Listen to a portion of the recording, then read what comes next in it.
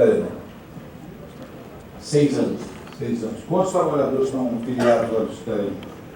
Nós temos em torno de 11 mil filiações, 11 a 12 mil. 11 a 12 mil? Dentro da Sabesp. Nós representamos o sindicato trabalhadores da Sabesp, CETESP e Fundação. O senhor, no começo da sua exposição, o senhor disse que vai ter uma demissão em massa lá na Sabesp. O senhor falou de demissões, o senhor falou disso por quê? Qual é a informação que o senhor tem? Nós já temos agendado várias reuniões, homologações, e o problema nosso é que a empresa ela não fornece dados oficiais. A gente já indagou a empresa, mas ela não responde oficialmente.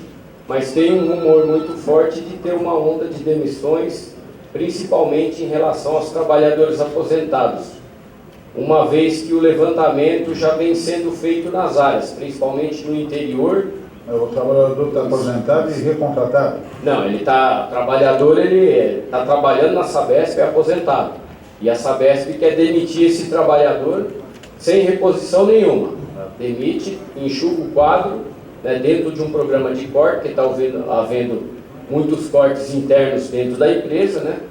Só que a corda sempre rebenta do lado mais fraco, né? Quem está indo Esse trabalhador aposentado, ele faz o quê? Pessoal operacional. São trabalhadores que atuam na área de operação, manutenção, como eu falei, manobra, que está sendo o coração da empresa nesse momento, operadores de ETAs, estação de tratamento de água, ETs, né? Então são trabalhadores que estão servindo a empresa, que são necessários, dentro do nosso ponto de vista, para a manutenção e qualidade do serviço prestado à população.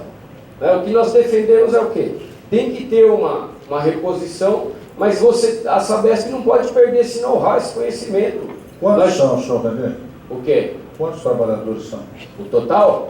É que o senhor está calculando que... Olha, nós temos... O problema nosso é esse, é que está girando em torno de 1.000 trabalhadores. 1.000 trabalhadores. Espero que não chegue a isso. Qual é o total de trabalhadores da Sabesp? A Sabesp hoje ela tem 14 mil trabalhadores, em torno de 14.700 trabalhades, né? 14.700, mais ou menos 1.000 são aposentados e recontratados para prestar serviço de manutenção. Isso, não são só os aposentados. Nós temos uma cláusula no acordo coletivo que garante a estabilidade de 98%, excetuando os aposentados, né, que a gente vem tentando quebrar essa barreira, mas não consegue nos acordos coletivos. Então tem um limite em torno de 280, que é relativo aos 2%, que ela está, o ato que se escuta é que ela está querendo usar esses 2%, mandar embora os 2% do quadro, mais os trabalhadores aposentados, que estão na ativa, que continuam trabalhando, executando sua atividade no dia a dia. Então isso nos preocupa, principalmente que não tem nenhum planejamento de reposição, né, de reposição. E esses trabalhadores são essenciais para o funcionamento da empresa.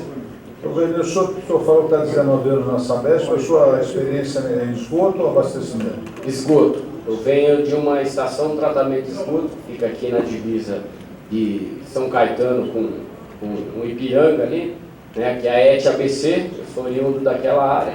Minha função na empresa, eu sou eletricista de manutenção, trabalho na área de manutenção.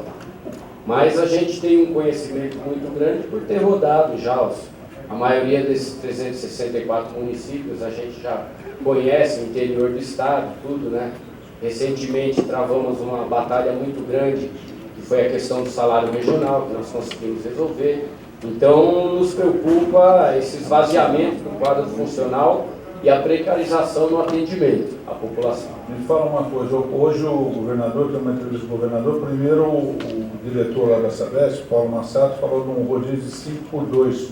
Sim. Aí o rodízio passou aqui para mais por Cantareira e hoje o governador voltou a falar em 4x3. O que o senhor acha do rodízio em São Paulo, a sua experiência? Olha, pela experiência que nós temos, o que nós estamos vivenciando e olhando de perto lá o problema, conversando com os trabalhadores, o rodízio é algo necessário. Não tem outra maneira de se economizar. Quando a Sabesp aplica o rodízio, que ela fecha o registro à noite e abre de manhã, como ela vinha fazendo no começo e agora ela tem aumentado esse período, na verdade o que ela está fazendo? Ela está economizando, é algo que é necessário. não nego isso, é algo necessário. Ela está economizando em escala, que ela perde esse 40% que foi citado aqui, que deixa de vazar. Você despressuriza a rede, não tem vazamento, e você controla a demanda também, o uso da água, principalmente nos bairros mais periféricos, onde a população carece até de uma caixa d'água, né? Então é algo necessário, tem que ser feito mesmo, não tem, mas tem que ser discutido com a população, com os municípios, para que uma parte da população não sofra mais que a outra. Então a gente tem que debater isso daí, eu acho que é isso que tem que ser colocado em vista. Eu queria saber qual o conceito que o governo tem de rodízio, porque na minha opinião, o rodízio já está acontecendo, é um fato. Se for na Zona Norte, você vai ver que todo dia está fechando a água e abrindo, e está aumentando o período. É normal, então, né? O sindicato inteiro como normal. Tem uma faixa de investimento. É algo a ser utilizado. A gente estava falando ali, o nosso entrevistador estava falando sobre perdas, né? O número nosso aqui de perdas é de quase 30% da água que sai da torneira.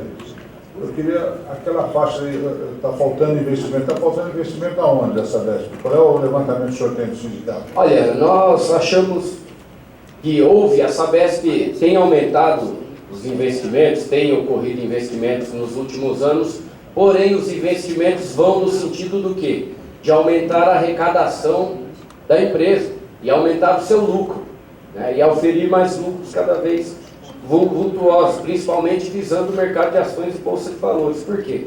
Porque o investimento que tem sido feito vai no sentido de quê? De ampliar a rede, de levar a água tratada à universalização, mas principalmente de colocar o hidrômetro na casa do consumidor, de poder estar cobrando, a preocupação maior é estar cobrando a conta lá e aumentando sua receita. Também ocorre o quê? Na área de tratamento, captação, afastamento e tratamento de esgoto. Ela fez o programa Se Liga na Rede, está dando incentivo. Mas para quê? Porque ao mesmo tempo ela possa cobrar desse usuário o tratamento do esgoto. Então ela tem investido nessas áreas, mas no nosso ponto de vista também deixou de investir, por exemplo, na preservação dos mananciais. Você pega um manancial como o sistema Cantareira, em torno deles nós temos áreas de ocupação, nós tínhamos trabalhadores que cuidavam daquelas áreas, que fiscalizavam, que foram mandados embora em 2010 e até hoje não foram repostos os quadros de componentes que atuavam nessa área de fiscalização, de estar presente no controle das barragens. Então a gente acha que, e outra coisa, o investimento eficaz na área do vazamento, que não pode saber se tem investido, mas de que maneira? Terceirização. Aí você quebra numa rua, tem um vazamento. Outro dia eu vi algo perto do sindicato que fica aqui próximo a Cruzeiro do Sul. Tempos atrás eu vi algo que era... Eles consertaram um vazamento numa esquina, dali uma semana estava na outra esquina consertando o vazamento. E mais um pouco estava 3 quarteirões para frente. Você vê que é óbvio que é na mesma rede e que a rede está saturada. Só que tem interesses maiores aí, que eu não sei qual é, não posso afirmar, mas não resolve o problema que tem que ser trocada a rede. A Sabesp tem que investir em novas tecnologias. Não é possível que vaze água dessa maneira. Não dá para falar que o terreno é arenoso, que o declive do terreno tem novas tecnologias. Não adianta você pôr uma emenda de plástico num cano de ferro, que tem 30 anos de submerso debaixo da terra, enterrado. Vai ter problema, a dilatação é diferente, a composição dos materiais são diferentes, vai ter a pressão, a variação de temperatura, isso vai causar vazamento. Dentro do nosso ponto de vista, tem que ter uma varredura do sistema. A Sabesp ela tem um sistema de geofone, que tem empreiteiras terceirizadas contratadas para fazer o geofonamento da cidade, que ganha por quilômetro praticado de serviço. Agora faz o serviço, detecta o vazamento, mas não arruma. Está servindo de quê então? Está servindo de quê? Cada vez que ela detecta um vazamento, será que aquele vazamento tem um prazo para ser solucionado? Tem um prazo para ser... Então tem que debater isso daí. Eu acho que tem que aplicar novas tecnologias. A gente fala em novas tecnologias, novas redes, substituir, mas com serviço preste, que atenda a população. Se a gente economizar esse vazamento, é quase um manancial que nós estamos criando lá. E de água tratada. É água tratada, isso que é o ponto principal. Está vazando lá, é água tratada, para o consumo humano. Então nós temos que investir nisso. Eu acho que falta investimento, falta clareza, né, na resolução desse tipo de problema. Então nós achamos que tem que aprofundar. Quando a gente fala que faltou investimento, também nas buscas de novas. É claro, só pegar os estudos climáticos aí, apontavam para uma escassez hídrica nesse momento. Será que ela não tinha capacidade de prever que ia enfrentar um período de estiagem desse, como esse que nós estamos vivenciando? Ela deveria já ter investido anteriormente já em novas fontes, em novas buscas de fontes hídricas. Ou será que esperaram a situação para poder captar mais fácil recursos? Não sei, não tem como afirmar. Mas é de se pensar. Eu acho que nós temos que objetivar agora a população quem está em risco, quem vai mais sofrer com essa situação, e deixar bem claro, nós somos contra o quanto pior, melhor. Eu gostaria que amanhã desse um dilúvio no sistema Cantareira, para que nós não tivéssemos esse problema do desabastecimento, porque a água é vida. Faltar água numa caixa d'água de um pai, de uma mãe de família, é a pior coisa que tem. Água é saneamento, é saúde da população. Nós não podemos abandonar dessa ideia de quanto pior, melhor. Nós queremos resolver o problema. Queremos que o problema seja solucionado, que as prefeituras participem, que os municípios participem desse diálogo e a sociedade civil participe e priorize a água para o consumo humano. É o foco que nós temos que dar nesse momento, e esse é o ponto de vista do Sintaema.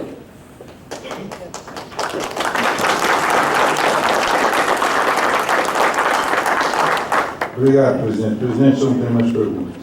Então, o que eu tenho observado e ouvido das pessoas, de funcionários inclusive, é que a Sabesp ela tem uma deficiência de equipes para poder prover a solução desse problema. De que houve uma terceirização e que dessa terceirização surgiu uma quarteirização, ou seja, a empresa que foi contratada pela Sabesp subcontratou, e esses subcontratados não têm muita responsabilidade na solução desse problema. Eu gostaria que o senhor pudesse nos informar se essa informação, se ela procede, se é verdadeira. Bom, a respeito da terceirização, a Sabesp vem numa constante aumento aí da terceirização e até a quarteirização da sua mão de obra, o que vem causando aí uma falha constante no atendimento à população. É por isso que quando a gente resgata a figura do concurso público e a qualificação dos trabalhadores, importantíssimo para a empresa, para manter a qualidade do serviço prestado. Nós temos relatos de serviços feitos pela empreiteira uma, duas vezes, conserta na outra semana, vaza, conserta na outra semana. Aí na terceira vai a equipe da Sabesp e resolve o problema. Resolve, porque sabe onde que é, sabe de que maneira que tem que atuar, tem experiência em redes grandes. A maioria dos concertos quem faz são os trabalhadores da Sabesp, que tem ferramentas, estão capacitados. Tem empresa terceirizada que não tem ferramenta, não tem alojamento, usa as ferramentas da Sabesp. É um descaso total. É importante a gente debater essa questão da terceirização que vem.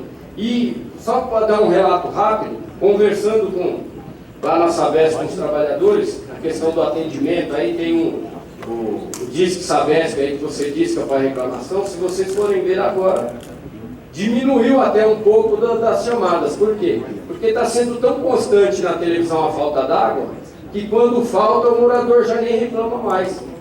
Mas é por conta da imprensa, que tem coberto aí insistentemente. Aí. Então nós temos esses problemas que são frutos da terceirização, que a gente já vem apontando aí constantemente essa alta da terceirização. Nós temos hoje 14 mil trabalhadores na Sabesp, 14.700, e você tem quase 10 mil terceirizados. A Sabesp já chegou a ter 18 mil trabalhadores. Né?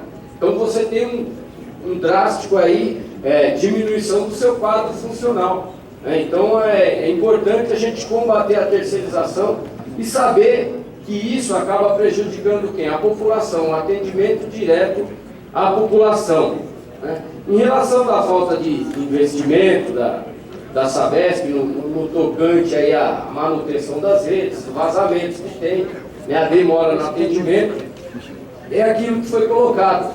Nós temos que, a Sabesp tem que investir, tem que continuar investindo, mas tem que ser feito um diálogo, um planejamento, para que não. Uma coisa é fato, vocês imaginem a Comgás que fornece gás para a população. Se vazasse 20% do gás que a Comgás fornece, nós íamos fritar ovo no bueiro, ou não ia? Tem a ver bueiro pegando fogo. Não pode, tem que se investir em novas tecnologias. Agora tem que ver o que está por trás disso. Quais são os interesses que estão por trás. Quem investe milhões e os vazamentos continuam, a rede continua. A meta da Sabesp, conforme ela coloca aqui, é para 2030 chegar a 25%. Quer dizer que em 2030 nós vamos estar jogando água tratada, vai continuar vazando. Isso daqui são dados dela, são dados das, pega aqui, ó, redução do P, documento oficial da empresa. A meta tinha que ser mais ambiciosa, né? Eles têm tanta ambição na hora de auferir lucro para os acionistas, na hora de atender a população, a gente também tem que ser ambicioso. Isso aí, eu peço que conclua, gentileza. Concluindo só a respeito da conscientização, o problema, a Sabesp investiu milhões nos últimos anos, quase 200 milhões por ano, em propaganda. E é um monopólio, né? Um monopólio. A Sabesp a água é um monopólio natural, da Sabesp e do Estado. Ela investiu, mas ela investiu de que maneira? Sabendo usar não vai faltar, como se fosse um bem infinito. Ela não conscientizou a população, porque entra em contradição. Como é que eu vendo um produto e para mim lucrar, eu tenho que vender esse produto, eu vou falar, olha, consome menos, viu? Não vai consumir, não vai lavar o carro, não vai tomar um banho mais rápido, porque vai faltar água. Então é contradição, né? Tem água, tem que vender. Não vou me preocupar com o futuro, né? Então são essas as mensagens que a gente deixa aí. O rodízio é inevitável, não tem outra saída que não seja a oficialização, né? Não o governo tomando esse posicionamento, escondendo, mascarando. Acho que é necessário olhar nos olhos da população, conversar com a população, conversar com os municípios e dizer, olha, não tem outra saída. E vai ter que ser feito, porque senão nós vamos continuar perdendo água, para além de água que vai faltar na torneira, nós vamos estar irrigando o subsolo. Sobre o Cantareira, que eu tinha falado da questão da cidade de Franco da Rocha, do prejuízo que nós vimos, que a água foi jogada fora. Se o governo tinha como sabedor do que choveria demais, de ter feito investimentos para que essa água não fosse desperdiçada, fosse captada. Olha, naquele momento, nós tivemos uma alta das chuvas que propiciaram aquela enxurrada lá em Franco da Rocha, na região, e realmente, se você for pegar a Sabesp, o último investimento dela na ampliação do sistema de reservação de água é o que? A PPP do Alto Tietê. Eles ampliaram o sistema, estenderam até Salesópolis, né? E isso daí em 2010, justamente na época, mas naquele momento não tinha outra alternativa senão descartar água, né? Mas é justamente isso, o governo do estado ele tem que se antecipar. A Sabesp ela tem que se antecipar os fatores climáticos, ela tem que procurar isso, tem que procurar fazer investimentos em novas fontes hídricas, em novas capacidades de reservação, né? E não foi feito, realmente não foi feito, mas também acho que a gente tem que aprender com a história. O que aconteceu? Naquele momento que extravasou, o Ministério Público veio e deu uma ordem do seguinte, falou, a partir de agora tem que trabalhar com 80% diminuiu a capacidade de reservação também do Cantareira, né? Então você não trabalha com a ociosidade, com a oscilação dos climas, né? Mais chuva, menos chuva. Então veio uma ordem porque alagou lá, então não, vamos diminuir. Então a gente tem que pensar no todo, não pode pensar só no momento. Então acho que essa crise também abre essa oportunidade de se abrir um debate com a sociedade sério, para que a gente não sofra as intempéries. Aí, só corrigindo, a Sabesp, eu falei 18 mil, ela chegou a ter 24 mil trabalhadores, né? E hoje ela está em 14 mil, então eles são drásticos. Mas, na minha opinião, na opinião da entidade, houve falta de investimento, sim, que a Sabesp ela tem que procurar, por ser uma empresa de excelência na área de saneamento, ela tem que procurar estar à frente das intempéries, né? Estar à frente, sempre fazer esse estudo e buscando aí captar, reservar e atender a população, que esse é o objetivo principal dela. Muito obrigado. Muito obrigado, René. Muito obrigado, vereador Reis.